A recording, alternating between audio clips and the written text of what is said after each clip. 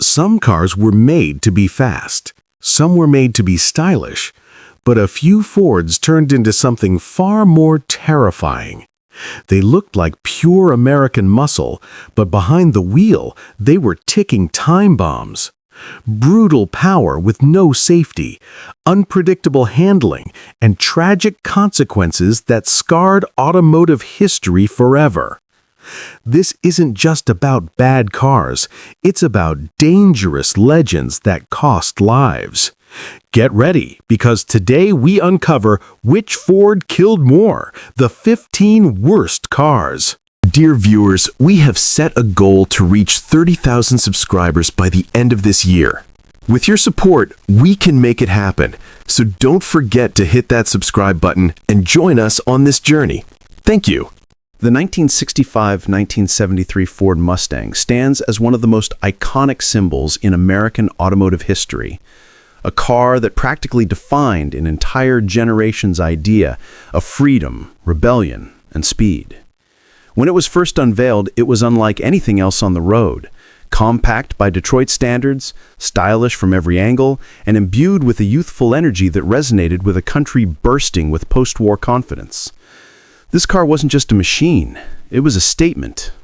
Its long hood, short rear deck, fastback or coupe silhouette, and the unmistakable galloping horse emblem gave it a character that transcended metal and chrome.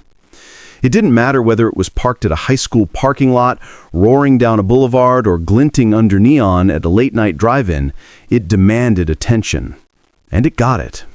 It was marketed as a car for the people, attainable, cool, and personal.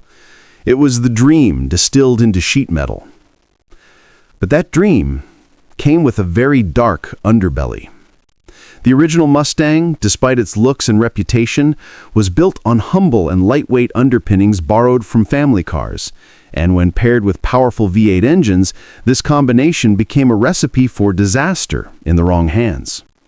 Early models especially had light, imprecise steering, minimal rear grip, and a suspension tuned more for cruising than corner carving. There were no modern traction aids, no ABS, no stability control, just raw power and a chassis that was far from ready to handle it. When you pressed the accelerator, the car surged forward like a wild animal, and if you made a single mistake at speed, there was often no second chance to correct it. It wasn't a forgiving car. It punished errors mercilessly. By the late 1960s, performance versions like the Ford Mustang Boss 302, Ford Mustang Mach 1, and Shelby GT500 were pumping out power figures that thrilled young buyers but terrified anyone who had to clean up the aftermath. A Mustang with a 390, 428, or even a high-revving 302 could accelerate like few cars in its price range, but its brakes were notoriously inadequate for that kind of performance, and its live rear axle would break traction at the slightest provocation. The handling was vague, the weight distribution was front-heavy, and the car had a habit of stepping out unpredictably. A skilled driver could tame it, but most of the buyers weren't professional racers. They were teenagers and young adults, many of whom had never driven anything so powerful before. The marketing only amplified the danger. Advertisements portrayed Mustangs as carefree machines that turned every road into an adventure. Movies like Bullitt cemented its status as the ultimate cool car. But in reality, behind the wheel at high speed, the Mustang was a different beast entirely. It was twitchy, it was unpredictable, and in emergency situations, its combination of raw power, weak brakes, and poor weight balance made crashes frequent and often fatal. Safety equipment was minimal. Seatbelts were basic lap belts in early years. There were no crumple zones, no reinforced cabins, and steering columns were rigid, meaning head-on collisions often ended with horrific consequences. The tragic side of this story unfolded across America's highways throughout the late 1960s and early 1970s. A generation of young drivers, seduced by the promise of Mustang freedom, learned the hard way that the car was not a toy.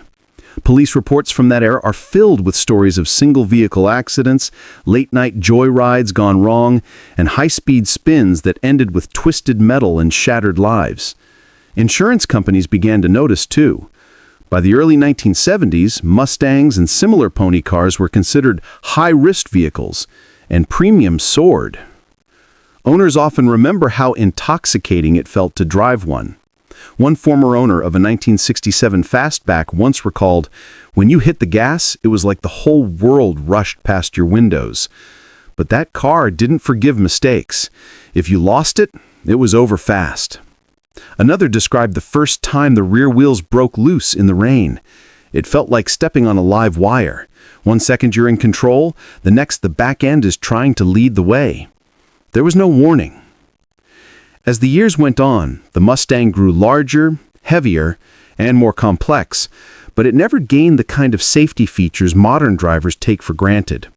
The 1971 to 73 models in particular, with their bulkier styling and big block engines, were even harder to control in tight situations. By then, federal safety regulations were slowly catching up, but the fundamentals remained the same. Too much power, not enough control. In a way, this dual nature of the Mustang, both exhilarating and deadly, became part of its legend. It was a car that represented the thrill of the open road, but also the consequences of treating power lightly. Its beauty and accessibility made it beloved, but its lack of safety and challenging handling made it infamous in emergency rooms and tow yards across the country. It was the golden child of the muscle car era, but also one of its most silent killers. Today, enthusiasts look back at those early Mustangs with a mixture of admiration and respect, aware that they are beautiful artifacts of an unrestrained era, a time before airbags, before stability control, before the concept of crash safety became central to automotive design. Modern restorers often retrofit them with better brakes, suspension, and safety equipment, but back then, it was just you, the road, and however good your reflexes were when things went wrong. The 1965 to 1973 Ford Mustang remains a legend, not because it was perfect, but because it embodied both the dreams and the dangers of American car culture at its peak. It looked like freedom on wheels, but it was also a high-speed gamble. One mistake at the wrong time could turn that iconic pony car into a steel coffin. Many young drivers learn that lesson too late. And that is what gives the Mustang story its enduring bittersweet edge. The 1968 to 1976 Ford Torino occupies a strange place in American automotive history. A car that looked like a hero, but drove like a villain. At first glance, it seemed built for speed.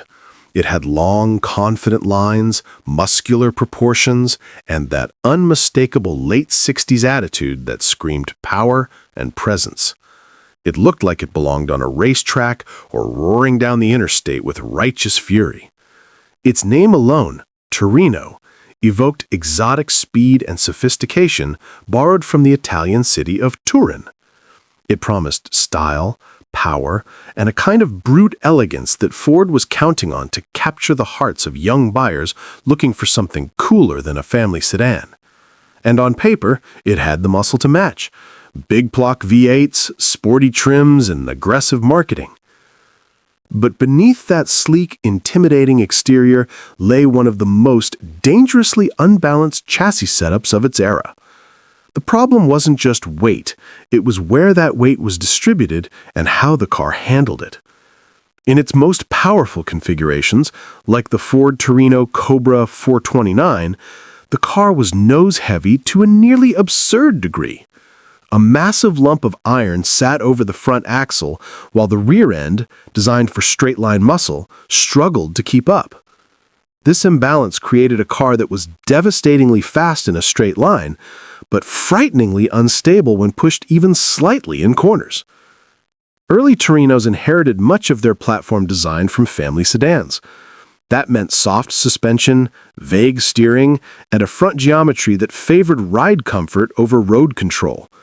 When Ford dropped in engines like the 428 Cobra Jet or the 429 Thunderjet, the car became a missile, powerful, loud, exhilarating, but one without a guidance system. Drivers would blast down highways feeling like kings of the road, but when they tried to swerve, corner quickly or react to sudden changes, the front end plowed forward like a charging bull, and the rear end would snap loose with little warning. The sensation was violent and unforgiving. One minute you were in control, the next you were spinning across lanes, praying you didn't end up in a ditch or worse. This wasn't just an enthusiast's problem. It became a public safety issue. Early 1970s insurance companies flagged the Torino as a high-risk vehicle, particularly in its high-performance trims, because of the growing number of single-vehicle crashes reported involving these cars. Police reports were littered with descriptions of drivers losing control during highway merges, sweeping turns, or emergency maneuvers. It wasn't because these people were reckless street racers. It was because the Torino gave them a false sense of control. It looked composed, planted, and powerful, but its engineering told a different story. Owners from that era often remember how treacherous it could be.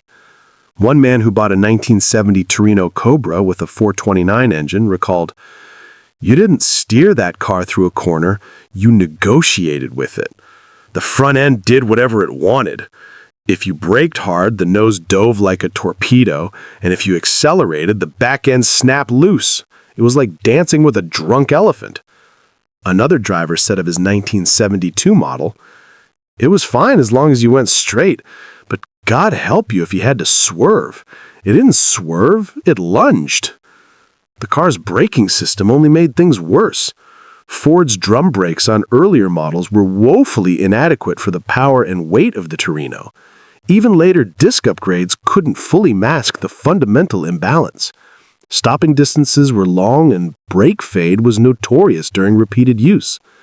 Combine that with heavy understeer, unpredictable oversteer, and a chassis that wasn't built for finesse, and you had a car that could terrify even experienced drivers in the wrong situation. As the muscle era faded and the 1970s wore on, Ford tried to soften the Torino's image, turning it into more of a personal luxury car.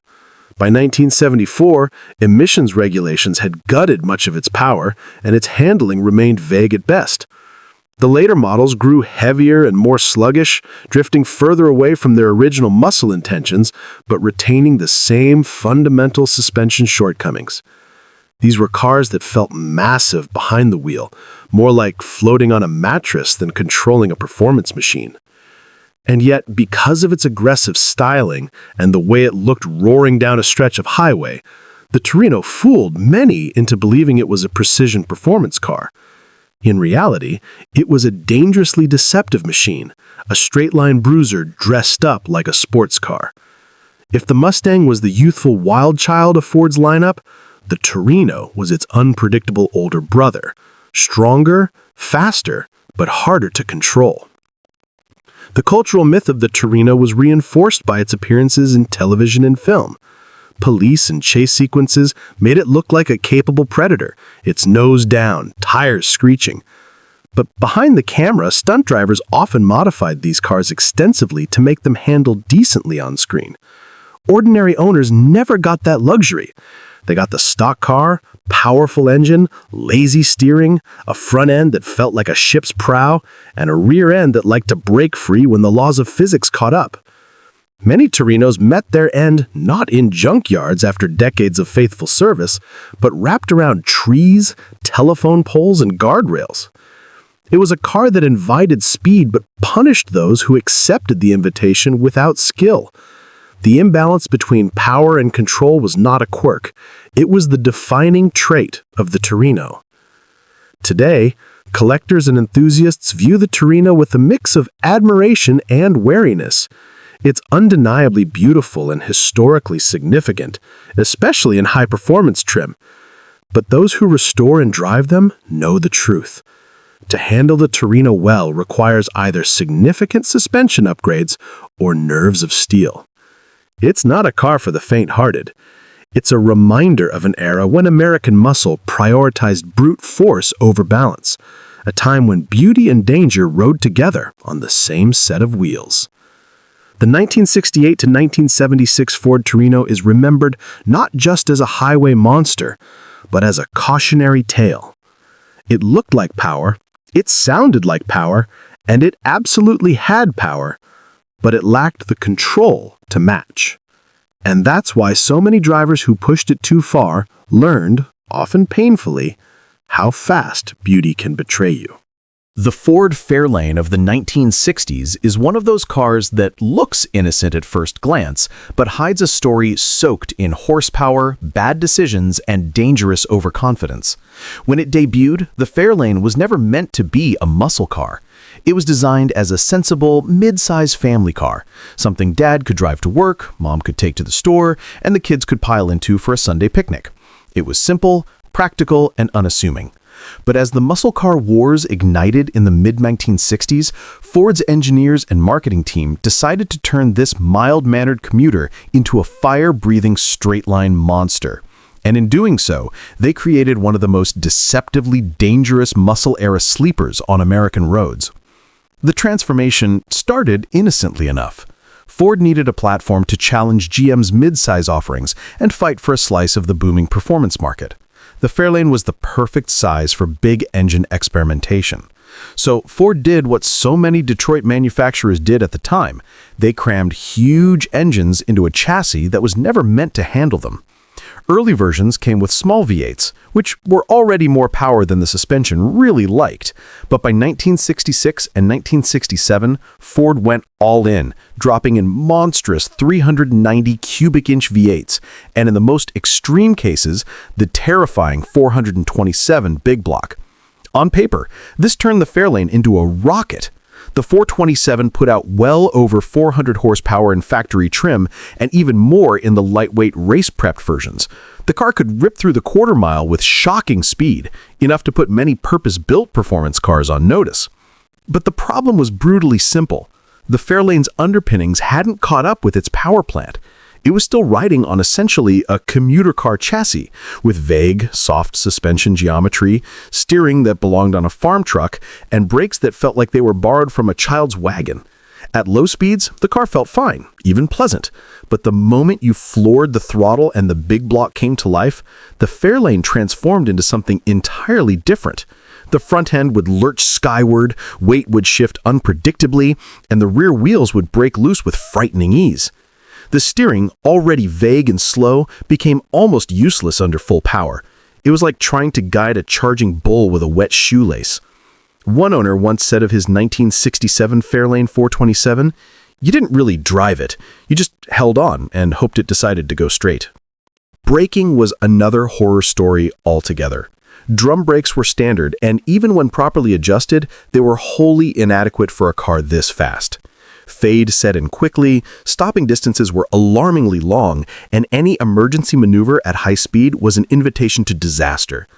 Modern drivers who have test-driven restored Fairlanes often come away shaken, not because the car isn't thrilling, but because it's so wildly unbalanced. The engine felt like it came from a racing car. Everything else felt like it came from a budget grocery getter. And then there was the handling.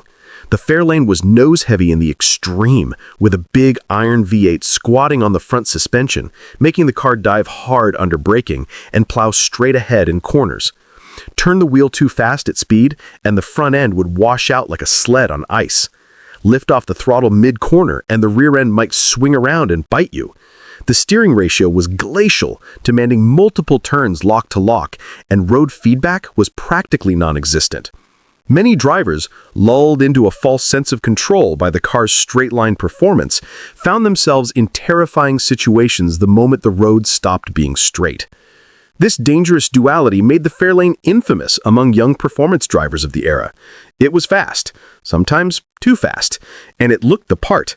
The Ford Fairlane 500 and Ford Fairlane GT trims, with their aggressive badging and wide stance, gave off an aura of power and confidence. But the truth was that the Fairlane's chassis simply wasn't ready for the kind of muscle Ford had unleashed under its hood. The result was a car that earned respect at drag strips and a dark reputation on public roads. Insurance companies, which had already started clamping down on dangerous muscle cars by the late 1960s, were particularly wary of the big-engine Fairlanes. Accident reports involving young drivers, high speeds, and loss of control started stacking up. One of the most common narratives was eerily similar. Driver floors the throttle, cart rockets forward, oversteer or understeer sets in at the slightest steering input, brakes can't save the situation, and the Fairlane ends up wrapped around a pole, tree, or guardrail. An owner who bought his Fairlane 390 new in 1966 remembered, "The first time I really opened it up, it scared me. I wasn't used to something that fast. It pulled like a jet, but when I came to a curve, it didn't feel like it wanted to turn. It felt like it wanted to kill me." Another said of his 427, "If you got it wrong, even a little, you didn't get a second chance. That car was like a loaded gun without a safety." Ironically, this dangerous nature also added to the Fairlane's legend. Street racers loved it. It was a straight-line demon that could embarrass bigger, flashier cars when the light turned green.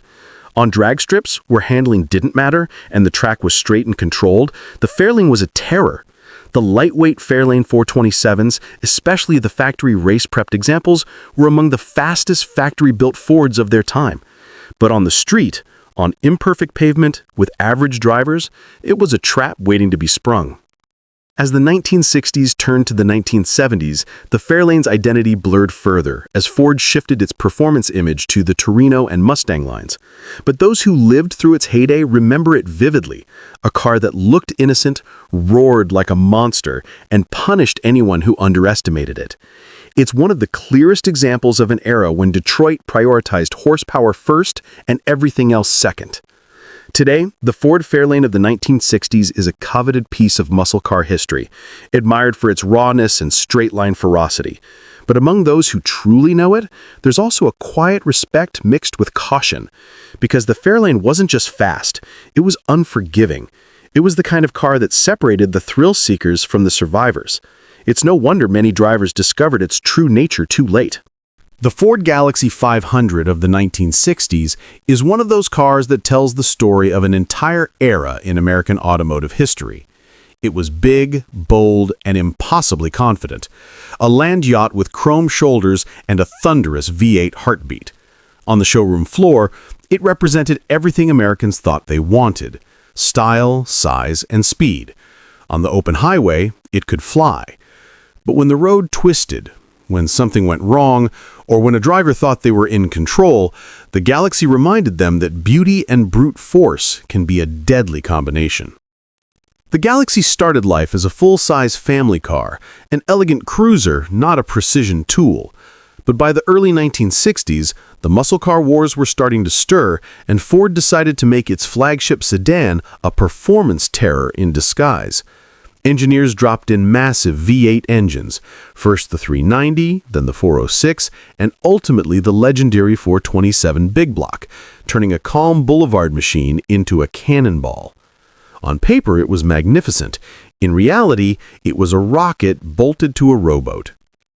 The 427 Galaxie, in particular, was a monster.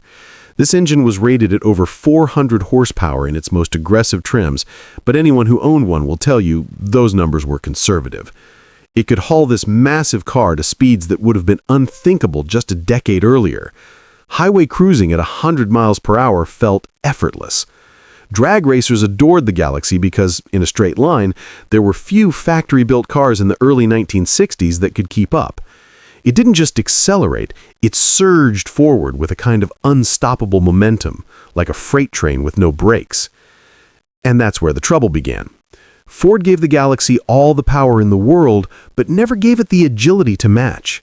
The car was enormous, with a long hood, a soft suspension designed for comfort, and vague recirculating ball steering that felt like you were piloting a cruise ship through molasses.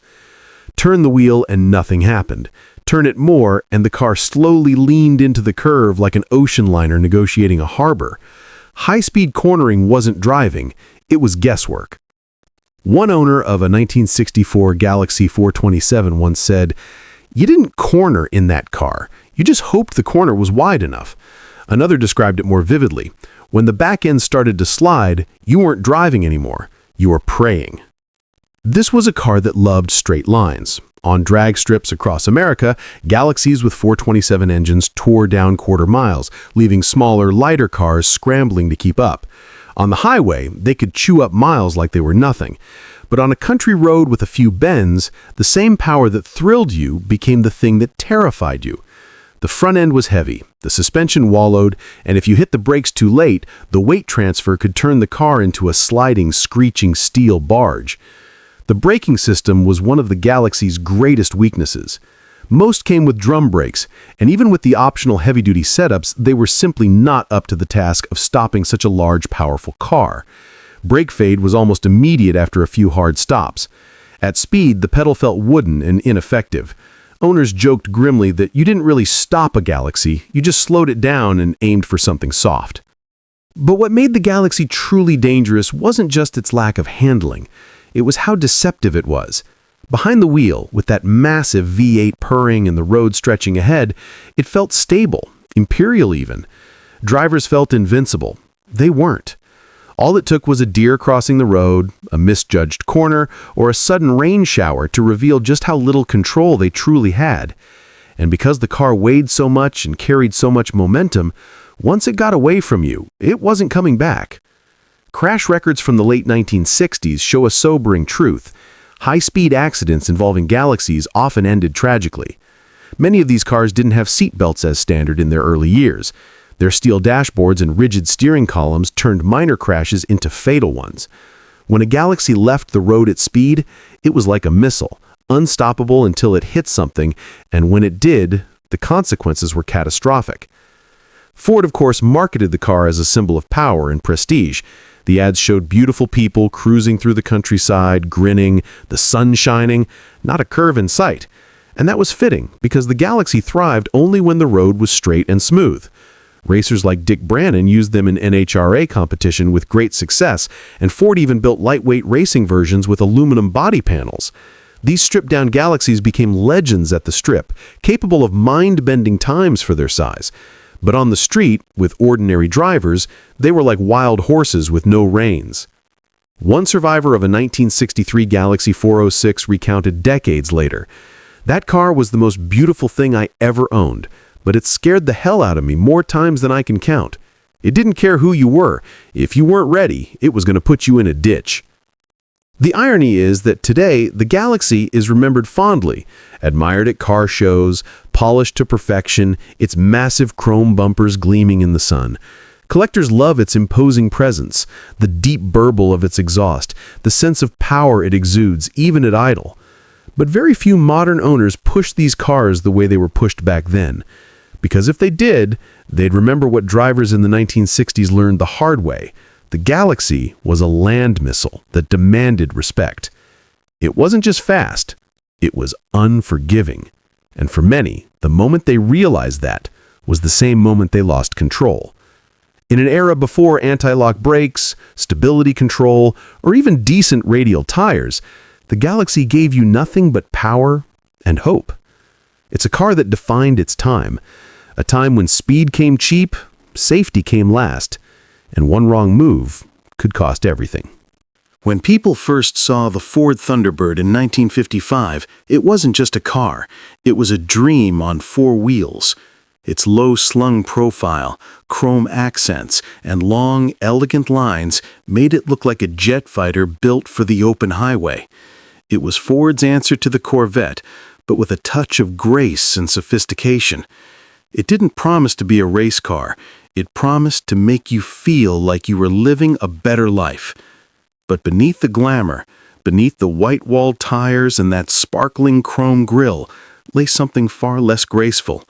For nearly a quarter of a century, the Thunderbird would become one of the most dangerously deceptive American cars ever built, a machine that whispered elegance and delivered chaos when pushed. The earliest Thunderbirds of the mid-1950s carried themselves like delicate sports cruisers. They weren't raw track machines, but they looked and felt powerful. A big V8 up front, rear-wheel drive, and a low driving position gave owners a seductive illusion of control. But the engineering was built around comfort, not agility. The steering box was vague and slow, meaning that it could take multiple turns of the wheel to get the car to respond. The suspension was soft to soak up bumps, but that same softness made it lean and sway in corners like a boat on a choppy lake. If you tried to correct mid-corner, the car reacted late and sometimes not at all. One 1957 owner once recalled, "It didn't just understeer, it ignored me entirely. I turned a wheel and the Thunderbird just kept going straight like it had a mind of its own." As the years passed, Ford doubled down on what sold: power and style. By the early 1960s, the Thunderbird grew bigger, heavier, and more luxurious. Gone was the sporty spirit, replaced with something that resembled a personal cruise liner. Ford began installing larger, thirstier V8 engines under those long hoods, engines that produced impressive straight-line speed, but were paired with steering systems that felt disconnected and brakes that were simply not built to tame that much mass. The car became a classic trap of its time. Plenty of power to get you into trouble, but almost no way to get out of it gracefully. Drivers were lured in by the image, the cockpit wrapped around the driver like an airplane, the dash filled with bright dials and chrome trim.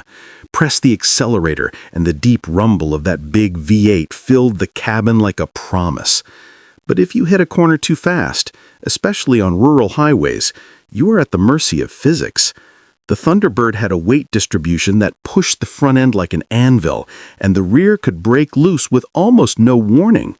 Combine that with bias-ply tires, minimal driver aids, and a lack of modern suspension geometry, and what you had was a car that could betray its owner in seconds. By the late 1960s and into the 1970s, the Thunderbird was no longer just heavy, it was a giant. Some models weighed well over 2 tons, with engines so large they seemed to fill the entire engine bay. And yet, despite its weight and power, the handling remained a sad afterthought. It was marketed as a personal luxury coupe, meant to glide down interstates with an effortless feel.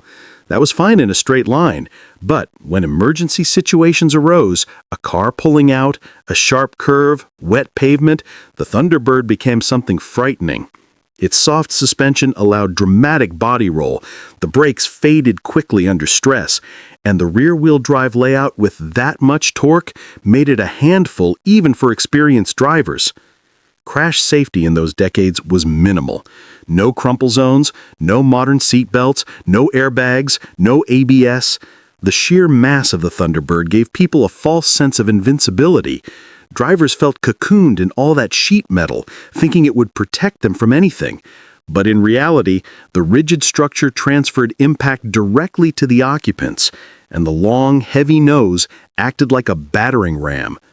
Many fatal crashes involving Thunderbirds in the late 1960s and 1970s happened not because drivers were reckless, but because the car reacted slowly, unpredictably, or simply overwhelmed them. Enthusiasts at the time nicknamed it the gentleman's hammer, elegant on the outside, but brutal if mishandled. One 1972 owner admitted, "It didn't feel dangerous until it was too late. You'd be cruising smooth as silk, take one curve too fast, and suddenly the road disappeared from under you." The Thunderbird's luxurious isolation from road feel meant that drivers often didn't realize how close they were to the limit until the rear end stepped out violently. Unlike modern cars that give feedback through the wheel and seat, the T-Bird was like steering a giant pillow. And yet, despite its dangerous dynamics, people adored it. The long hood, the proud stance, the roaring V8, it was an icon. It symbolized status and freedom. It was the car for people who wanted to arrive, not to drive. But that same quality is what made it a silent killer. It made ordinary drivers believe they were in control, when in reality, they were at the mercy of a machine that valued appearance far more than precision. By the end of the 1970s, the Thunderbird had become a bloated monument to excess. It looked like a luxury starship, but it handled like a runaway barge. It drank fuel like a jet and responded to emergency maneuvers like an oil tanker changing direction. It wasn't designed to protect you, and it didn't forgive mistakes. Many young and inexperienced drivers paid the price for trusting its glamorous face. The legacy of the Thunderbird is complicated. It's beloved in classic car circles for its beauty, its unmistakable shape, its cultural impact. But those who remember it honestly also know the darker side. This was a car that demanded respect and punished arrogance without hesitation. A personal luxury coupe, yes, but also a personal disaster waiting to happen for anyone who treated it like a sports car. Behind the shiny chrome and the marketing slogans lay a hard truth. The Thunderbird was not your friend when things went wrong. It was beautiful, powerful, and dangerous, the perfect storm of mid-century American automotive excess. When Ford Ltd. first appeared in 1965, it was marketed as the perfect blend of luxury, power, and size.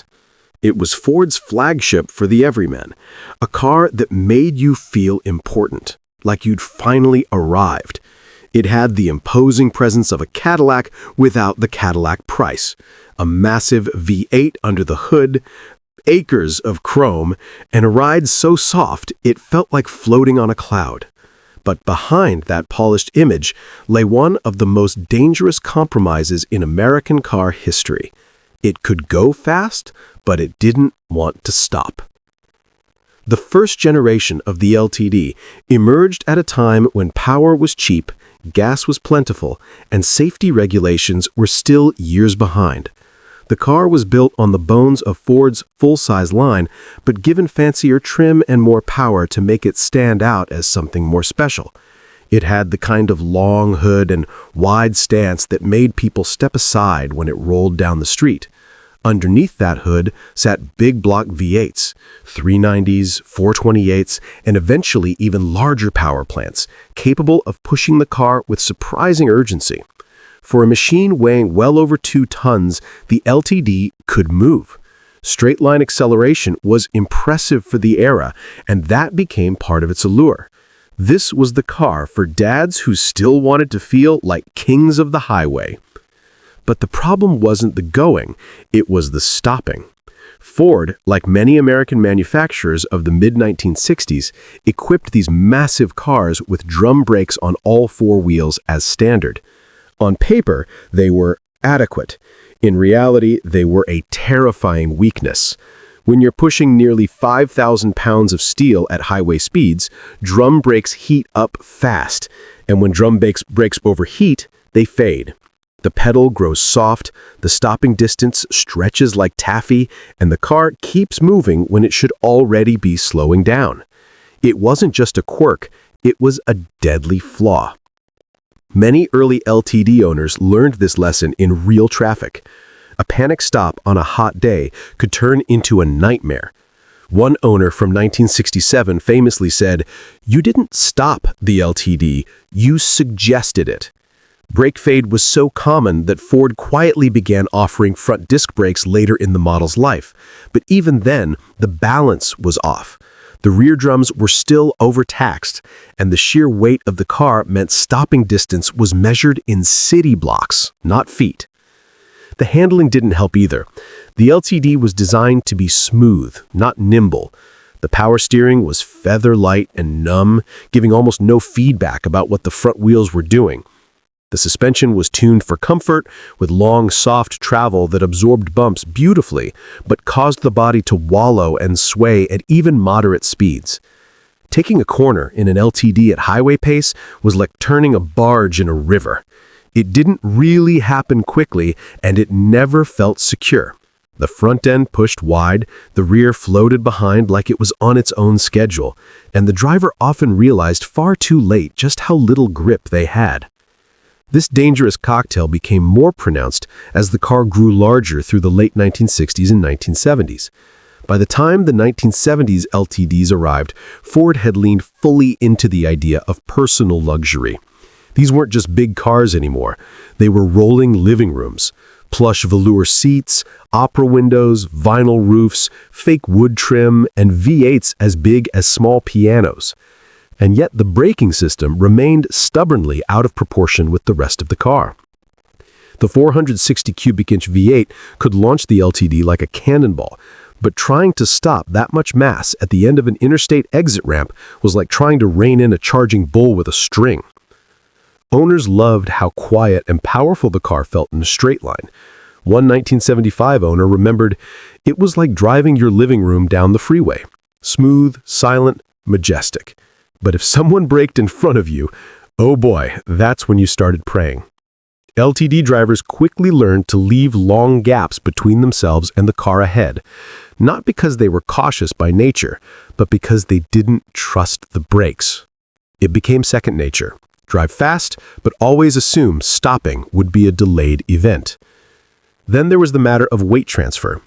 When you did finally hit the brakes, the soft suspension allowed the nose to dive dramatically while the rear lifted slightly, unloading the rear wheels and reducing their already limited braking effectiveness. The car didn't just slow down, it lunged forward awkwardly, squatting and rocking like a massive ship hitting a wave. Steering input during braking became unpredictable, and any evasive maneuver at speed felt like dancing with gravity itself. The LTD was also infamous for its tendency to lock up wheels unevenly.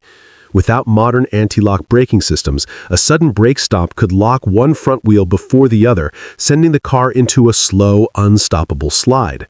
And with so much weight and momentum, once it started sliding, it didn't stop easily. Accidents involving LTDs often shared the same story. The car was going too fast, the brakes couldn't keep up, and the driver ran out of road before they ran out of speed. Ironically, the LTD was marketed as a safe and solid family car. Ford advertised its size and weight as a benefit, implying that big meant safe. And while it might have protected its occupants better than a compact, it was also far more likely to cause catastrophic accidents simply because it was so hard to control in emergencies. In the hands of a young or inattentive driver, the LTD could become a guided missile with lousy brakes. Even into the 1980s, as safety technology slowly improved, the LTD's legacy as a big, heavy, and hard-to-stop machine persisted. By then, it had been downsized somewhat, but the early reputation stuck, and with good reason. It was one of those cars that could lull you into a false sense of security with its smooth ride and silent cabin, only to betray you the moment you really needed it to perform. The LTD is remembered fondly today for its looks, its size, its role in police fleets and family driveways across America. But among those who truly knew it, there was always a nervous respect. It was a car that rewarded gentle hands and punished panic. It wasn't built for the split-second demands of modern traffic. It was built for wide, open roads and slow, steady cruising. And for anyone who forgot that, for anyone who treated it like a sports car or trusted its brakes too much, the lesson was often learned the hard way. A legend, yes, but also a reminder that power without control is a dangerous illusion. The Ford Ranchero was one of the strangest and most deceptively dangerous vehicles ever produced by Detroit. When it first appeared in 1957, it was pitched as a revolutionary car-truck hybrid, a vehicle that could carry a load of lumber to the job site during the week and then cruise Main Street in style on the weekend. On paper, it was the perfect blend of utility and comfort. In practice, it was a mechanical enigma that could betray even the most careful driver in an instant. Half car, half truck, and fully unpredictable, the Ranchero's combination of rear-wheel drive, long wheelbase, and light rear end made it a recipe for chaos, especially when combined with the increasingly powerful V8 engines Ford installed in the 1960s and 70s. The Ranchero looked harmless, even practical. Its early years featured sleek lines borrowed from full-size sedans, chrome trim, and a roomy cab that could seat 4. But under the hood, Ford was stuffing engines ranging from modest 6 cylinders to 390 and 429 cubic-inch V8s, depending on the model year. This was a lot of power for a vehicle with a pickup-style rear end, and it created a very tricky weight distribution problem. Unlike traditional trucks that had heavy rear axles and sturdy suspension to balance their payload, the Ranchero's rear was light and prone to lifting under hard acceleration. This meant that the car could easily oversteer, spin, or fishtail if the driver wasn't careful.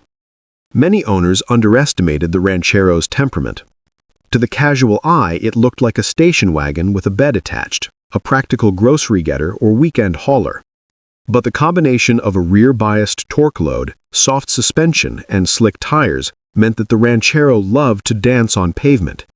Hit the accelerator too hard in second gear, especially on a wet or uneven road, and the rear end could step out suddenly, leaving the driver scrambling for control. One owner from 1972 described it as a beauty that whispers, "I'm friendly," until you lean on it, then it's a wild animal with no brakes on its temper. The danger wasn't limited to acceleration. Braking hard while cornering could unsettle the chassis, causing dramatic oversteer. Unlike a conventional car, the Ranchero's truck-like bed changed the dynamics unpredictably depending on load. Empty, it could slide easily. Loaded, it could nosedive and shift weight awkwardly. Every model year introduced subtle changes, but the fundamental issue never went away. You could never truly anticipate how the Ranchero would react in any extreme maneuver. By the mid-1960s, Ford embraced performance variants, like the GT and Superstock versions of the Ranchero, packing bigger V8s with all the torque you could ask for. Drag racers loved them, and they could be devastatingly fast in a straight line. But that same torque meant that a minor mistake in a street turn could result in a violent spin. Enthusiasts who bought these models for speed often discovered that they needed both skill and respect to survive even a spirited cruise. The interior, while relatively comfortable, did nothing to mitigate the risk.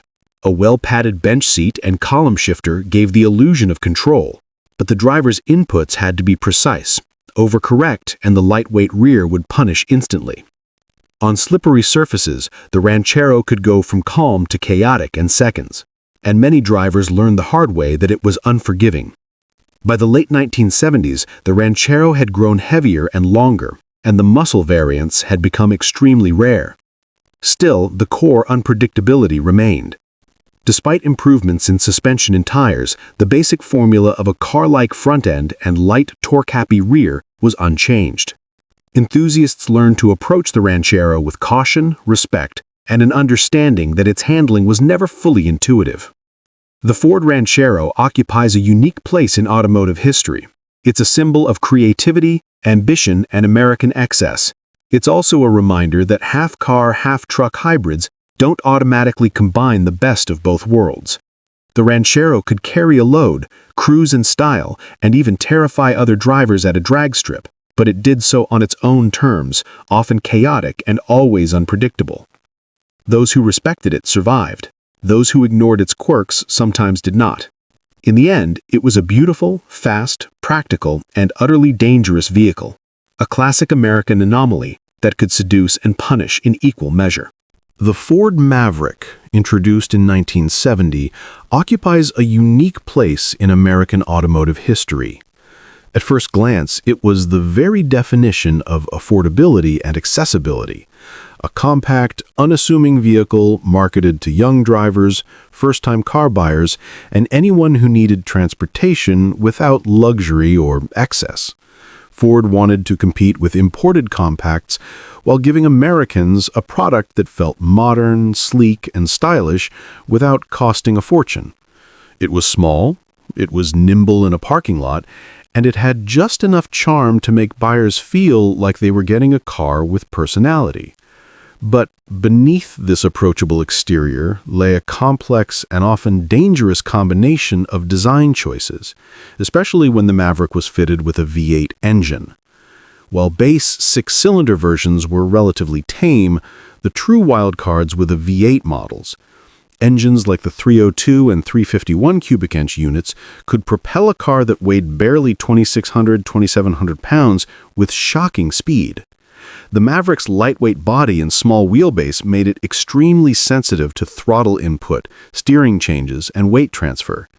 Drivers who assumed it was just another small, docile sedan often found themselves caught off guard the first time they mashed the accelerator hard out of a turn.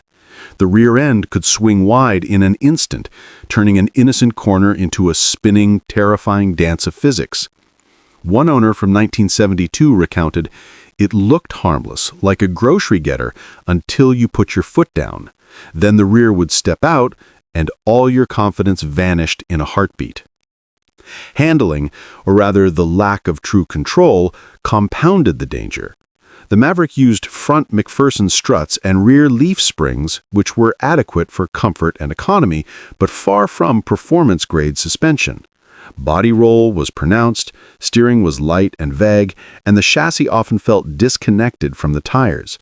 At highway speeds, even moderate curves required careful throttle modulation and delicate steering. Panic braking could lead to violent nosedives, rear-end lift, and unpredictable oversteer.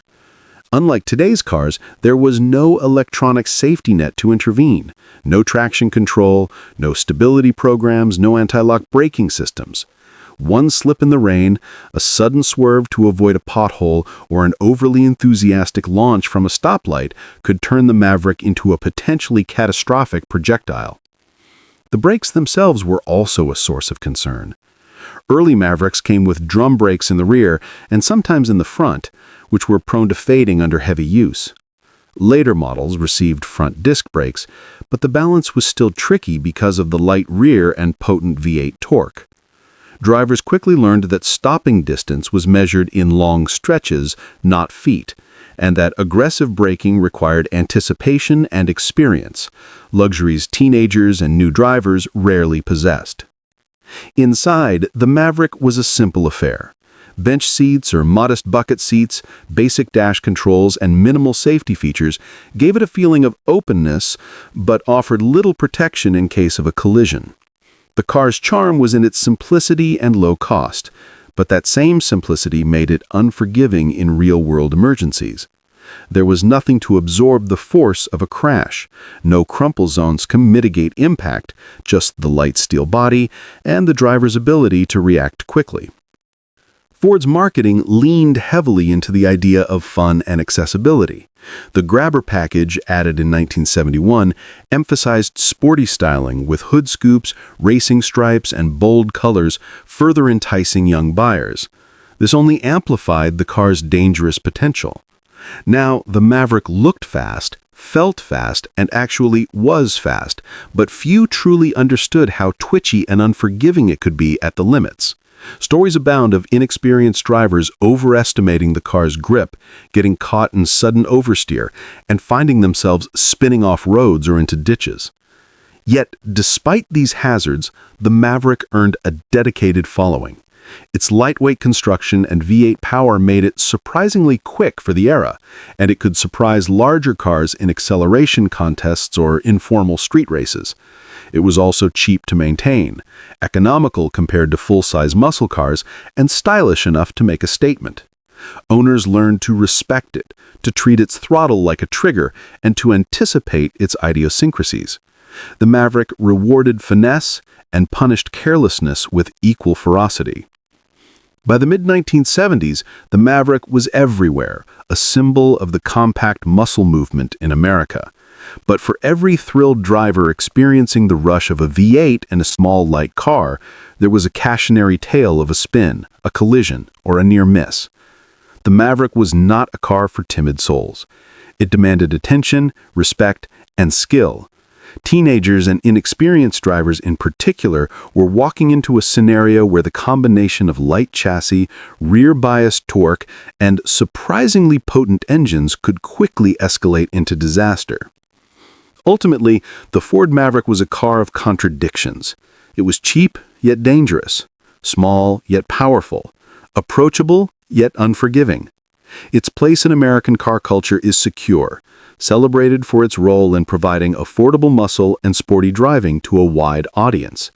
But anyone who looks back at the Maverick with rose-colored nostalgia should also remember the other side of the coin. This was a vehicle that could surprise, betray, and punish without warning. Its V8 trim was a lesson in physics, a cautionary tale of torque and weight, and a reminder that in the early 1970s, driving fun often came with a healthy dose of risk. The Maverick truly lived up to its wild name, offering freedom, speed, and excitement, but never without the potential for disaster lurking just a twitch of the throttle away. The Ford Falcon, built from 1960 to 1970, was Ford's answer to America's growing desire for compact, economical transportation. On the surface, it seemed perfect, small, affordable, and easy to park in crowded urban streets. Its lightweight body and short wheelbase made it look nimble and agile, giving the impression that it could dance through corners and slip effortlessly through traffic. But beneath that deceptively innocent exterior lay a car that was far less forgiving than anyone expected, particularly when driven at anything resembling speed. The Falcon's handling was a nightmare in disguise. Its narrow track, lightweight, and short wheelbase made it extremely sensitive to driver input. What looked like agility in the showroom translated into instability on real roads. A slight oversteer could quickly escalate into a spin, especially on wet or uneven pavement, and even minor steering corrections could produce exaggerated, uncontrollable reactions. The suspension was tuned for comfort, not performance, meaning body roll was pronounced and corners were dangerous if taken too quickly. This small, lightweight car could easily become a projectile in the wrong hands. Many drivers would discover that what felt fun at slow speeds turned into terror when approaching 60 or 70 miles per hour. One contemporary reviewer described driving a Falcon fast as like trying to control a kite in a hurricane. Safety, or the lack thereof, was another glaring issue. The Falcon was built when the idea of crash protection was rudimentary at best. Its thin steel panels and minimal structural reinforcements offered almost no protection in collisions. The cabin was cramped, with thin, barely padded seats and minimal instrumentation. Lap belts, if equipped, were the only safety measure between the occupants and the thin, brittle bodywork. Crashes that might have been survivable in larger full-size sedans could easily become fatal in a Falcon. Drivers often compared its crash survivability to that of a soda can, lightweight, thin, and prone to collapse under pressure. One owner grimly recalled that even a minor fender bender felt like the whole car could fold in half. Even mechanically, the Falcon was a double-edged sword. Early Falcons came with small inline-six engines that were adequate for city commuting but sluggish at highway speeds. Later models offered optional V8 engines, and suddenly this lightweight car was capable of significant acceleration, a combination that was thrilling but extremely hazardous. The rear-biased weight, light chassis, and narrow track could not safely manage this added power. Drivers who upgraded to V8s often discovered that a hard launch could result in wheel spin, tail slides, or sudden oversteer that was difficult to control. Street racers and hot rodders loved these cars for their potential, but the Falcon required skill and experience that most owners simply didn't possess. Braking was no better. Early Falcons had drum brakes on all four corners, which were prone to fade under sustained use. Even when front disc brakes were added in later years, the Falcon's light frame meant that stopping distances were unpredictable, particularly at high speeds or in wet conditions. Emergency maneuvers could quickly overwhelm the car's chassis, turning a simple swerve into a spin or rollover. It was a car where the line between fun and disaster was frighteningly thin. Despite all of these shortcomings, the Falcon was wildly popular. Its price, fuel economy, and versatility appealed to a broad audience, from college students and young families to commuters and first-time car buyers. It could function as a daily driver, a small family car, or a base for mild hot rodding projects. However, its popularity also meant that many inexperienced drivers found themselves behind a wheel that could betray them in an instant. A high-speed corner, a sudden stop, or a misjudged swerve could transform the Falcon from a practical commuter into a dangerous missile. Stories abound of Falcons spinning out on highways, overcorrecting in rain, or crumpling catastrophically in collisions that would have been minor in heavier cars. The Falcon's reputation for fragility and unpredictability was cemented by these experiences. It was not a car for aggressive driving, long stretches of highway at speed, or untrained hands. Yet, in the hands of careful drivers who respected its limits, it could be surprisingly nimble, efficient, and even enjoyable. Its small size allowed for easy parking, decent fuel economy, and a light touch in city traffic. But those advantages came with the caveat of extreme caution. Ultimately, The Ford Falcon embodies the paradox of early compact American cars. It was innovative, stylish for its time, and economical, yet dangerously under-engineered for high-speed stability or crash protection. Its lightweight, short wheelbase, and minimal safety features made it a car that could excite and terrify in equal measure. Loved for affordability and convenience, feared for instability and fragility, the Falcon serves as both a symbol of early American compact car design and a cautionary tale of how speed and lightness can combine into a deadly equation. It was nimble in appearance, but treacherous in reality. A machine that demanded respect, patience, and a very cautious foot on the pedal. Because in the wrong situation, the Falcon didn't just lose control, it could explode on impact, leaving a grim legacy for a car that seemed so harmless at first glance. The Ford Pinto, produced from 1971 to 1980, has earned a place in automotive history as one of the most infamous and dangerous cars ever sold in America, and for reasons that are as sobering as they are notorious. At first glance, it appeared perfectly ordinary, a compact, affordable, lightweight vehicle aimed at a market desperate for fuel-efficient transportation during a time of rising gas prices. Its small size, boxy profile, and seemingly friendly design made it approachable and practical.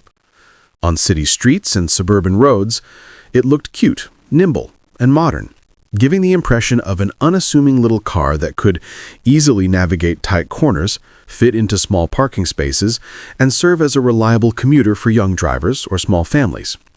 But that innocent facade hid a catastrophic flaw that turned this simple American compact into a potential death trap. The single most infamous issue with the Pinto was its rear-mounted fuel tank, positioned directly behind the rear axle and extremely close to the bumper. This placement, combined with minimal protective engineering, meant that even low-speed rear-end collisions could rupture the tank. Once punctured, the gas could ignite instantly, creating fireballs that consumed the car in seconds. Internal tests conducted by Ford in the early 1970s revealed this glaring hazard, showing that collisions as slow as 20 to 30 miles per hour could cause severe fires.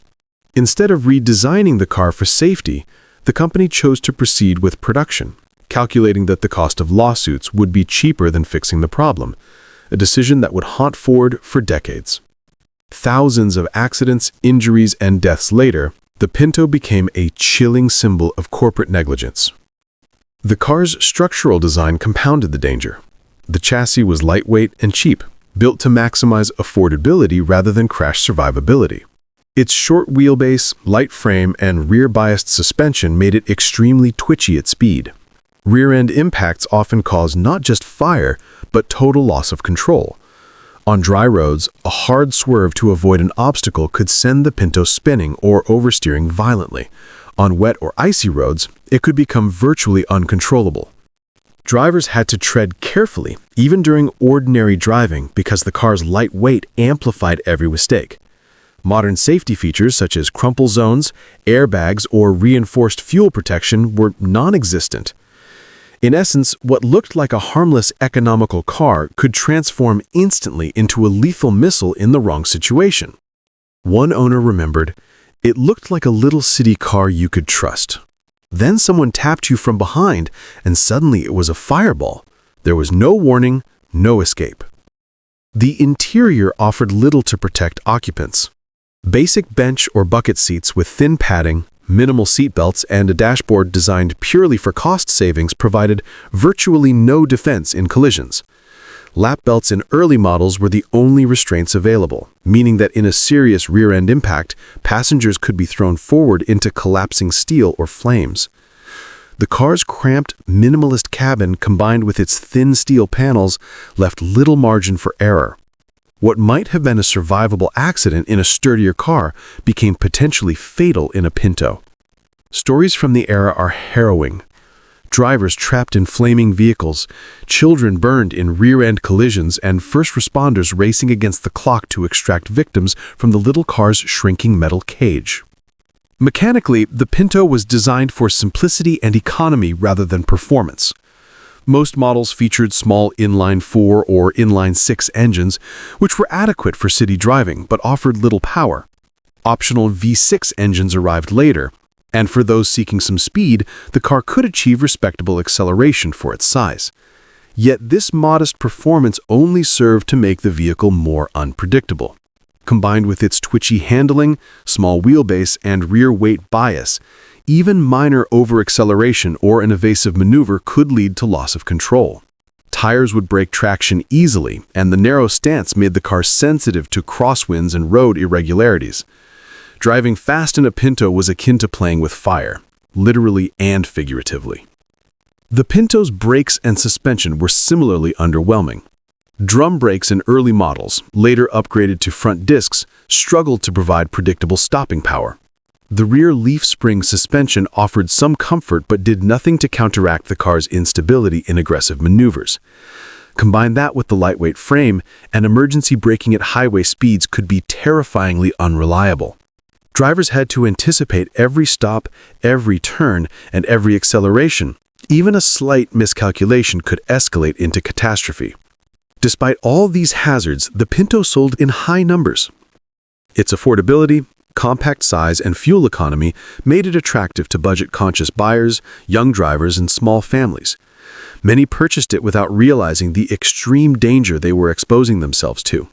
The car seemed harmless, functional, and even cute, and its problems often didn't become apparent until tragedy struck.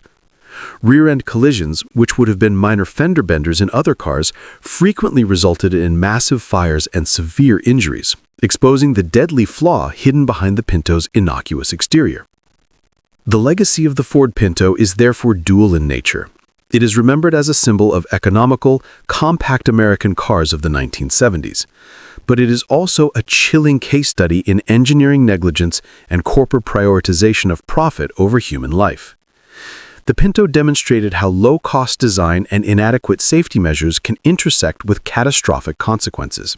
Its cute, approachable exterior hid a literal bomb in the form of the rear fuel tank, and thousands of accidents revealed just how deadly that bomb could be. In retrospect, the Pinto is not just a car. It is a lesson in risk, responsibility, and the deadly consequences of ignoring basic engineering principles.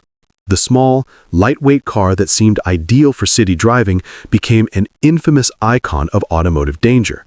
A car that could explode in a minor collision, punish drivers who pushed it too far, and forever haunt the history of American automobiles. The Ford Pinto is more than a car. It is a cautionary tale. It reminds us that charm, affordability, and practicality cannot compensate for flawed engineering. Its story is a grim testament to how innovation without foresight, combined with corporate cost-cutting, can transform a seemingly innocent vehicle into a lethal threat. Every rear-end collision told the same story. The Pinto was not just unstable, not just fragile, it was deadly, a rolling inferno disguised as a city-friendly compact. Even decades later, it remains one of the most notorious and chilling cars in history. A car where a minor accident could instantly turn into tragedy, and where beauty, convenience, and low price hid a horrifying truth waiting to erupt. The Ford Econoline, produced in various forms from the early 1960s through the 1980s, was designed as a versatile workhorse, a van that could haul cargo, transport passengers, or serve as a mobile business platform. On paper, it seemed ideal. Roomy, straightforward, and functional. Its boxy utilitarian design promised practicality, and for decades, fleets of delivery services, tradespeople, and families relied on its spacious interior. But behind that utilitarian charm lurked a vehicle that was surprisingly dangerous to drive, particularly in emergency situations. From the driver's seat, the Ecoline's handling was an immediate warning sign. Its cab-over design, with the engine either beneath or just ahead of the driver, gave it a very high center of gravity. Combined with a narrow track and heavy, uneven weight distribution, the van had an unsettling tendency to tip or roll if pushed too hard in corners or during sudden evasive maneuvers. It was a vehicle built for moving cargo at moderate speeds in straight lines. Anything else, like high-speed turns or abrupt swerves to avoid obstacles, could result in disaster. Drivers often described it as like trying to steer a refrigerator balanced on stilts, a description that underscored its instability in unexpected situations. Emergency braking was another problem. The Ecoline's brakes were designed for steady loads, not rapid stops. A fully loaded van could take a surprisingly long distance to come to a halt, and panic braking in wet or uneven conditions often led to skidding or loss of control. Even empty, the tall, boxy frame could react unpredictably to sudden inputs, amplifying the driver's movements rather than taming them. Rear-end collisions, already a danger for taller vehicles, could also cause the van to jackknife or tip due to the elevated center of gravity. Mechanically, the Ecoline was durable but unforgiving. Early models were equipped with simple inline-six engines, later upgraded to V8s, giving the van enough power to move heavy loads, but this power could be hazardous when combined with its top-heavy stance. Pushing it too hard, especially with a load in the back, often revealed the delicate balance between utility and danger. Drivers quickly learned that speed and sudden maneuvers were enemies to the Ecoline, and careful, measured driving was the only way to stay upright. Inside, the van offered practicality at the expense of comfort. Seats were basic, visibility was limited due to the tall sides and narrow windshield pillars, and the front-forward design made front-end collisions particularly risky. Drivers navigating tight city streets or rural roads had to constantly be aware of the van's high profile, long wheelbase, and heavy weight. Cargo could shift during turns, further destabilizing the vehicle and contributing to tip-over risks. Despite these flaws, the Ford Ecoline became an iconic work vehicle.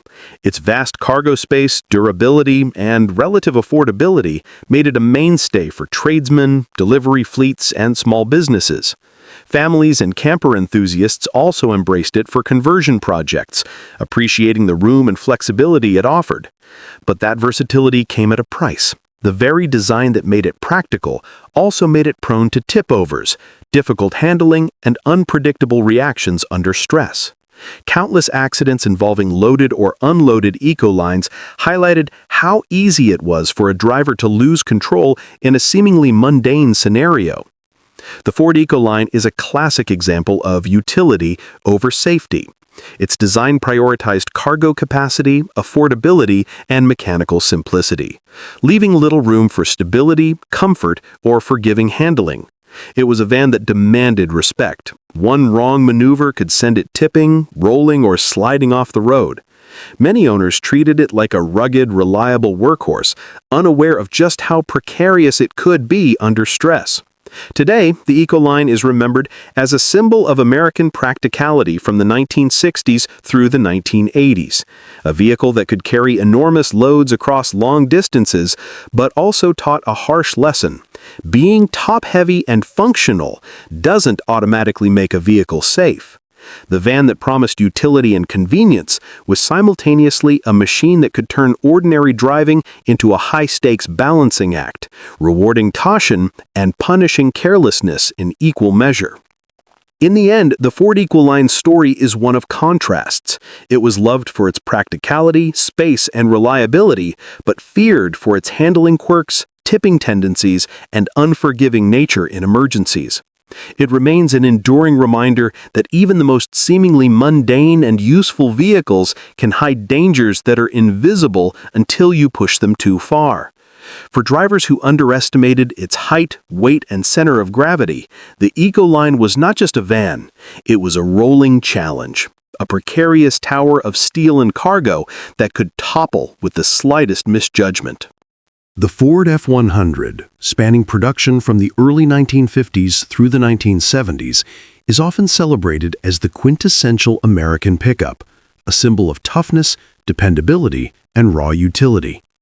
Its square, commanding stance, prominent grille, and muscular fenders projected strength and durability, promising the kind of reliability that farmers, tradesmen, and suburban adventurers alike craved. On paper, it was the ideal workhorse. Simple mechanical systems, robust chassis, and engines designed to haul cargo, tow trailers, and endure long hours on the road or in the field. But beneath the nostalgic aura of chrome, steel, and rugged charm lurked a harsh truth. The F-100, for all its legendary status, was unforgiving to anyone who underestimated it, a machine that demanded respect, skill, and constant vigilance. From the driver's perspective, the F-100 was a beast in disguise. Early models were equipped with no power steering, no power brakes, and a suspension system designed purely for durability, not comfort or stability. Maneuvering such a heavy, tall, and narrow vehicle at highway speeds was a challenge even for experienced drivers. One sudden swerve to avoid an obstacle could send the rear end sliding, or worse, tip the vehicle entirely. Many owners recounted that the truck felt top-heavy and unpredictable, particularly when the bed was loaded unevenly. Steering it at speed required both brute strength and fine judgment. A single lapse could turn a routine curve into a near catastrophe. On slick, wet, or uneven roads, the F-100's short wheelbase and rigid suspension magnified the difficulty, leaving drivers at the mercy of physics in a way few modern vehicles could replicate. Braking was equally perilous. Drum brakes dominated early models, and even with later upgrades, stopping distances were long, inconsistent, and highly dependent on weight distribution. Loaded down with tools, equipment, or supplies, the F-100 could take far longer to halt than a driver anticipated. Panic braking often resulted in skids, loss of control, or the rear end fishtailing unpredictably. Drivers quickly learned to rely on engine braking, careful anticipation, and gentle modulation rather than trusting the brakes alone. At highway speeds, every stop was a calculated gamble, a negotiation with momentum that could end badly in a matter of seconds. The F-100's ride itself was famously harsh. Leaf springs, a solid front axle, and minimal damping provided durability, but transmitted every bump, pothole, and uneven patch of road directly to the driver. Long journeys were exhausting, and fatigue compounded the risks. Those accustomed to modern shock absorbers and ergonomic seating found themselves battling both the machine and their own weariness behind the wheel. Steering corrections became a full-body effort, and even a momentary distraction could lead to disaster, especially in older models lacking modern safety features. Mechanically, the F-100 was simple, robust, and built to last, but its simplicity demanded respect. Inline-6 and V8 engines delivered the necessary grunt to haul cargo and tow trailers, but the heavy, rigid chassis amplified every input, every acceleration, and every brake application. Overzealous throttle application on a corner could easily lift wheels, shift the balance, or cause a dangerous slide. The vehicle's raw power, combined with its unforgiving handling, meant that in the wrong hands, the F-100 could transform from a dependable workhorse into a perilous weapon on wheels. Drivers who treated it casually often discovered far too late how quickly a stable-looking pickup could become a threat. Inside the cab, the story was no more forgiving. Bench seats offered minimal support, early models lacked modern safety belts, and the dashboard, while utilitarian and rugged, provided little protection in a collision. Visibility could be limited, particularly with heavy cargo blocking the rear view, and the cab-forward seating made front-end collisions more hazardous. Every journey required constant awareness. One misjudged lane change, one overlooked load shift, or one sudden gust of wind could spell disaster. Unlike modern pickups, which offer electronic stability control, crumple zones, and advanced steering systems, the F-100 demanded that the driver manage all variables manually, with very little margin for error. Despite these challenges, the F-100 became a cultural icon, a symbol of rugged American work ethic and an enduring image of mid-century automotive design. Farmers, tradespeople, and suburban families alike relied on it for decades. Yet this very ubiquity masked its dangers. For many drivers, the lesson came harshly. The F-100 was not just a truck, it was a test of skill, awareness, and patience. High-speed corners, emergency stops, and even routine maneuvers required constant vigilance.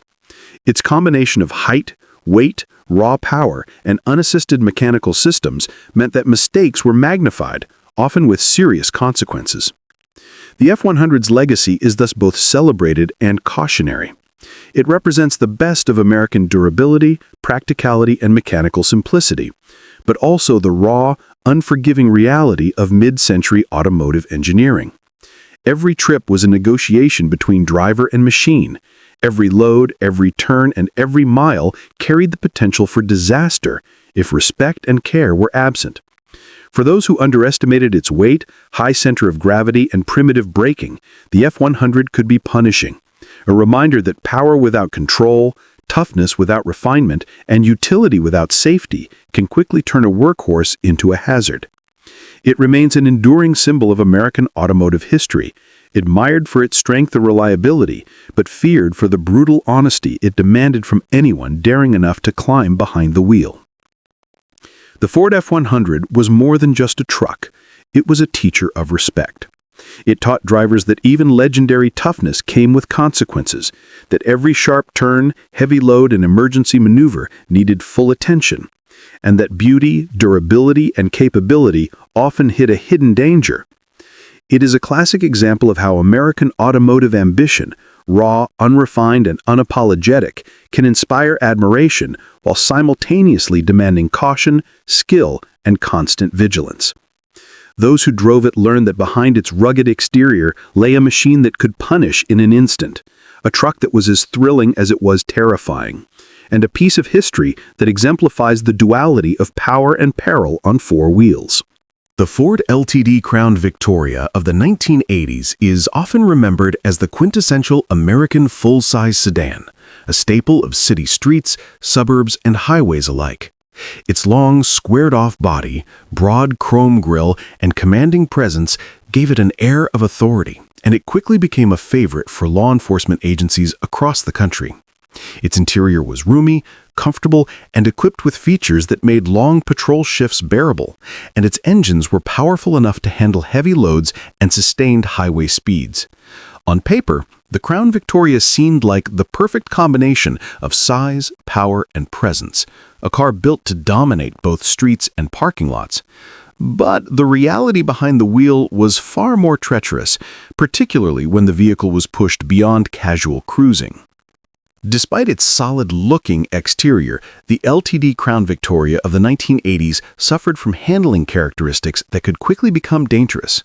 Its massive length and wide body gave it a substantial curb weight, which in turn made maneuvering at high speeds more precarious than drivers expected. Tail-happy tendencies were a particular problem. A sudden swerve or abrupt corner could easily cause the rear end to slide out, transforming a routine lane change into a near-miss or outright accident.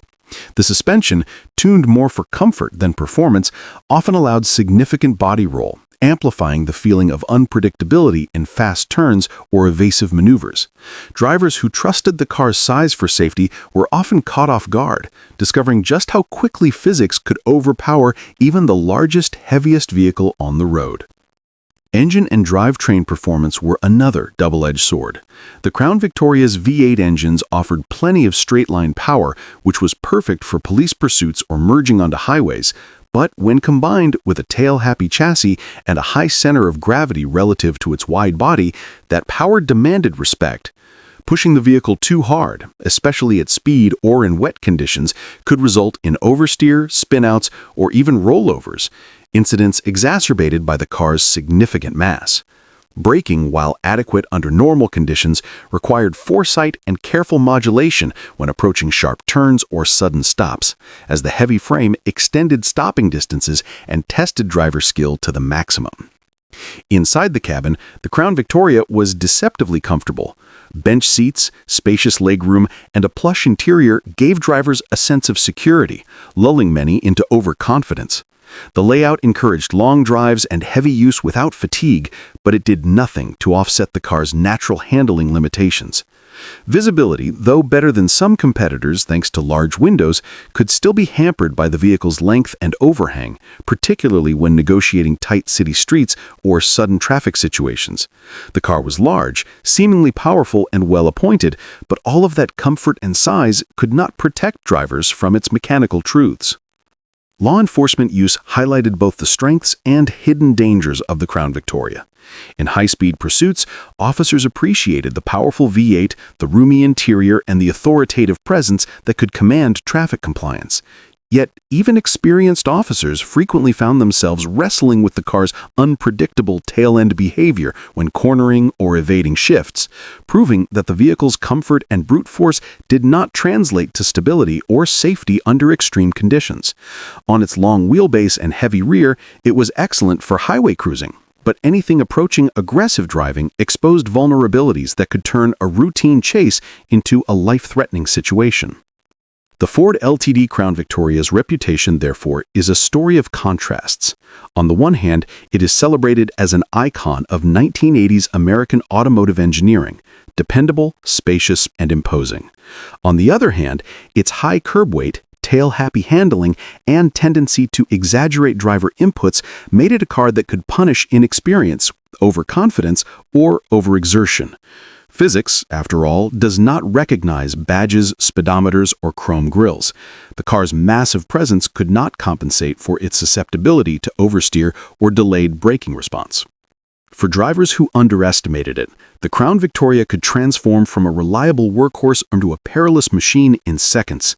One abrupt maneuver, one misjudged turn, or one wet patch on the road could result in loss of control.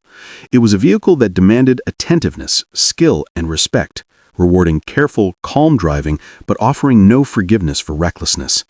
Even as a symbol of power, authority, and American design, the 1980s Crown Victoria taught a hard lesson.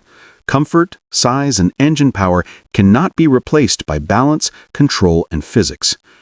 In the end, the Ford Ltd Crown Victoria was more than a car. It was a paradox of American automotive ambition. Loved for its presence, interior space, and straight-line capability, yet feared for its instability under duress. It remains a testament to an era when bigger was considered better, sometimes at the expense of safety. The Crown Victoria looked commanding, felt imposing, and performed adequately under normal conditions, but the truth was clear. Push it too hard, and the heavy sedan revealed its unforgiving nature. For drivers who ignored the subtle warnings, this seemingly solid, dependable vehicle could quickly become a dangerous adversary, reminding everyone that raw power and size are no substitute for proper handling and caution. The Ford Bronco, introduced in 1966 and produced through 1996, is often celebrated as an American off-road icon, a rugged symbol of freedom and adventure. Its boxy design, short wheelbase, and aggressive stance made it look ready to conquer mountains, deserts, and backcountry trails. Generations of enthusiasts praised it for its versatility. It could haul gear, tow small trailers, ford streams, and handle the kind of dirt road abuse that would cripple most vehicles. Yet, for all its image as a rugged, go-anywhere machine, the Bronco carried a hidden danger that few outsiders realized. Its high center of gravity, combined with a relatively narrow track and stiff suspension, made it inherently unstable in sudden maneuvers or sharp turns. Drivers who admired its off-road capabilities often found that on paved roads, especially during abrupt swerves or emergency avoidance, the Bronco could tip or roll over with alarming ease. The early Broncos were lightweight and compact compared to modern SUVs, which enhanced their off-road agility but also amplified their sensitivity to driver input. The short wheelbase meant that the Bronco could pivot and climb with agility, but that same characteristic turned tight turns into risky gambles on asphalt. A misjudged corner at moderate speed could easily lift the inside wheels, transfer weight dangerously to the opposite side, and send the vehicle tipping over. The combination of body roll and stiff leaf springs made handling unpredictable, particularly for drivers unaccustomed to high-clearance off-road vehicles on paved surfaces. Despite these risks, the Bronco exuded toughness. Its solid axles, heavy-duty suspension, and robust chassis made it a legend off-road, able to climb steep inclines, ford shallow rivers, and crawl over rocks without complaint. The interior was functional and minimalistic, built to withstand mud, water, and abuse. But this ruggedness came at a cost. On ordinary roads, the same design that allowed it to conquer trails made it unforgiving in emergency maneuvers. Tires with narrow treads or worn rubber only increased the likelihood of losing traction, and drivers who attempted sudden lane changes or evasive actions quickly realized that this truck, while capable in the wilderness, did not tolerate sloppy driving on tarmac. High-profile accidents, particularly rollovers, cemented the Bronco's reputation as a dangerous vehicle when pushed beyond careful handling. One abrupt swerve, an unexpected patch of gravel, or an overzealous turn could easily tip the vehicle, turning what seemed like a simple maneuver into a life-threatening event. Law enforcement and off-road enthusiasts alike learned to respect its limitations, using caution and anticipating the vehicle's tendency to shift weight suddenly. The Bronco rewarded patience, skill, and understanding of vehicle dynamics, but punished recklessness without mercy. Yet, paradoxically, the Bronco's flaws contributed to its legend. Its high-clearance, boxy design became a cultural symbol of rugged American independence, outdoor adventure, and rebellious spirit. It looked tough, capable, and fearless, and in the right hands, on the right terrain, it lived up to that image. But that same reputation sometimes lured inexperienced drivers into overconfidence, believing its off-road toughness translated to total road safety. In reality, the Bronco's impressive capabilities could quickly betray overestimation, turning an adventurous drive into a dangerous ordeal.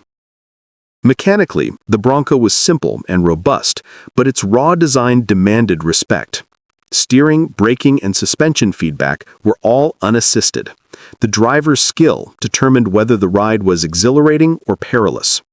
Engine power could accelerate the vehicle swiftly, but any aggressive input in corners or during emergency maneuvers magnified instability.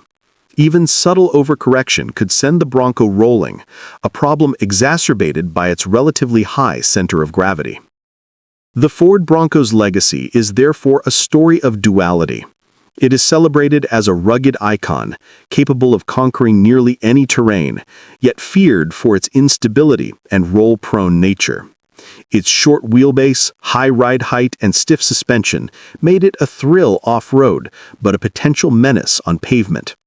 For enthusiasts, the thrill of driving one came with an unspoken rule: respect the vehicle, understand its limitations, and never underestimate physics. Many owners learned this lesson the hard way, witnessing firsthand how a vehicle designed to dominate trails could turn treacherous in ordinary road conditions. In the end, the Bronco is remembered as both hero and hazard. Its cultural impact, off-road prowess, and raw mechanical simplicity made it a symbol of American freedom and adventure, yet its tendency to roll over on sudden maneuvers cemented a darker side of its legacy. It was a vehicle that demanded constant attention, skilled handling, and humility from anyone behind the wheel. For every story of conquering impossible trails or showing off raw American ruggedness, there was another of near misses, tips, and flipped trucks, a reminder that toughness on paper does not always translate to safety on the road. The Bronco remains an enduring symbol of both the glory and peril of American SUV design, loved for its capability, feared for its unforgiving nature, and forever legendary in the balance between adventure and danger.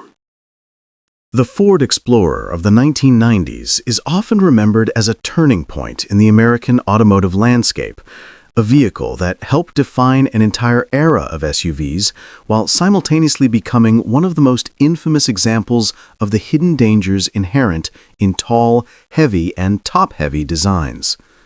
Introduced at a time when suburban families were increasingly craving vehicles that combine space, comfort, and the rugged persona of off-road trucks, the Explorer appeared to answer all those demands. Its towering stance, commanding road presence, spacious cabin, and four-door practicality made it instantly appealing to buyers who wanted the utility of a truck without the cramped utilitarian feel. Families could haul children, groceries, pets, luggage, and recreational equipment with apparent ease. On marketing brochures and in advertisements, the Explorer was presented as both a safe family vehicle and a bold adventure machine, perfect for weekend getaways, camping trips, and cross-country road excursions. It promised freedom, capability, and confidence. The reality behind the wheel, however, was far more sobering, and for many, dangerously deceptive. The fundamental flaw lay in the vehicle's design. The Explorer featured a high center of gravity, a relatively narrow track compared to its height, and its suspension system optimized more for comfort than for lateral stability. On ordinary suburban streets or highways, these traits were subtle, often going unnoticed by casual drivers. But in emergency maneuvers, a sudden swerve to avoid an obstacle, a sharp turn to miss another car, or an evasive action on slick pavement, the Explorer's dynamics could quickly turn catastrophic. The combination of body roll, high mass, and narrow track meant that it could easily tip or even roll over in circumstances that would be relatively safe in a typical car. Drivers who trusted their perceptions of safety based on size and interior comfort often discovered the harsh truth. What felt solid and stable could, in seconds, become a lethal adversary. The vehicle's tires further exacerbated the risk. Early models were commonly paired with Firestone tires that were later recalled due to tread separation and blowouts, especially under high heat, heavy loads, or prolonged highway use. A sudden tire failure at highway speeds could immediately destabilize the Explorer, causing it to swerve violently or tip over. Even without tire failure, the combination of tall ride height, soft suspension, and significant body weight meant that drivers needed to exercise extreme caution during high-speed maneuvers. An abrupt steering input could shift the vehicle's weight dramatically, transferring force to the outer wheels and making rollover a real immediate possibility. Families who bought the Explorer for its spaciousness, safety, and capability often found themselves facing a brutal irony. The very characteristics they cherished, its height, roominess, and perceived sturdiness, directly contributed to its danger. Suspension design also played a major role in the Explorer's instability. The front independent suspension and rear coil springs provided a ride that was comfortable on straight roads, absorbing bumps and potholes, but they offered little resistance to body roll or lateral forces in sharp maneuvers. As a result, the SUV could feel deceptively stable in casual driving, lulling drivers into overconfidence. However, at the limits of cornering or during emergency swerves, the suspension's softness allowed excessive lean, weight transfer, and tire lift, dramatically increasing the risk of rollovers. Even minor overcorrections during panic maneuvers could trigger a chain reaction, the rear stepping out, weight shifting abruptly, and a complete tip-over, all in a matter of seconds. The Explorer's lightweight but tall frame amplified these effects, particularly when the vehicle was fully loaded with passengers and cargo. What made the Explorer particularly infamous was that these dangers were magnified by the trust drivers naturally placed in it. The cabin was roomy and comfortable, the seats plush, the visibility high, and the driving position commanding.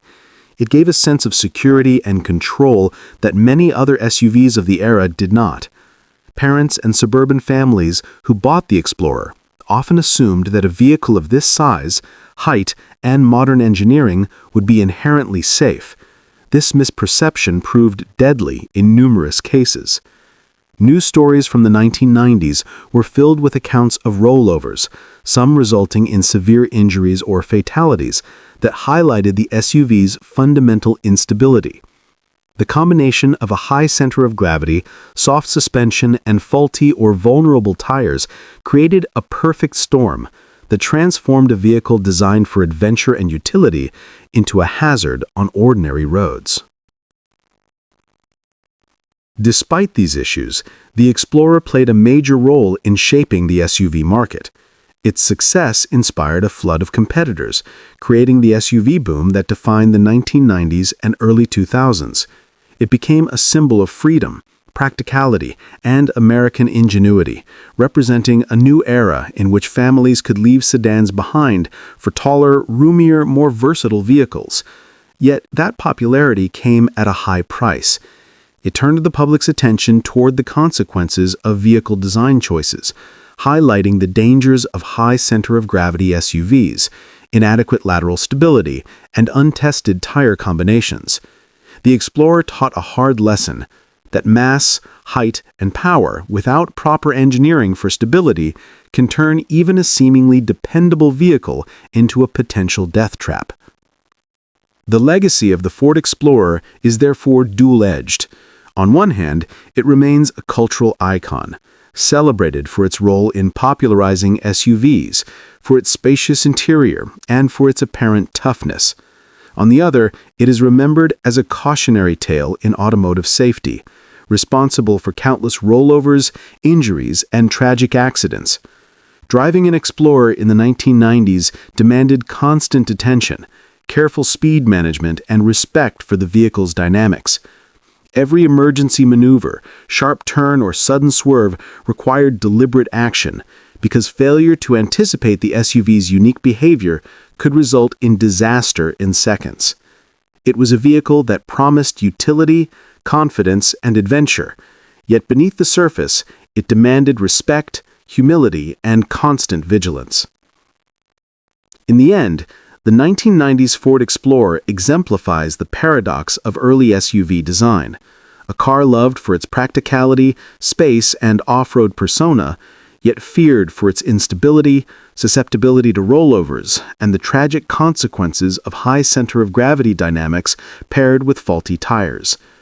It is an enduring reminder that automotive innovation, no matter how popular or culturally significant, can harbor hidden dangers that only careful attention, respect for physics, and informed driving can mitigate. The Explorer was a revolution in convenience and utility, a family vehicle for the modern suburban era, and simultaneously a sobering lesson in the perilous consequences of overlooking vehicle dynamics in pursuit of style, space, and sales.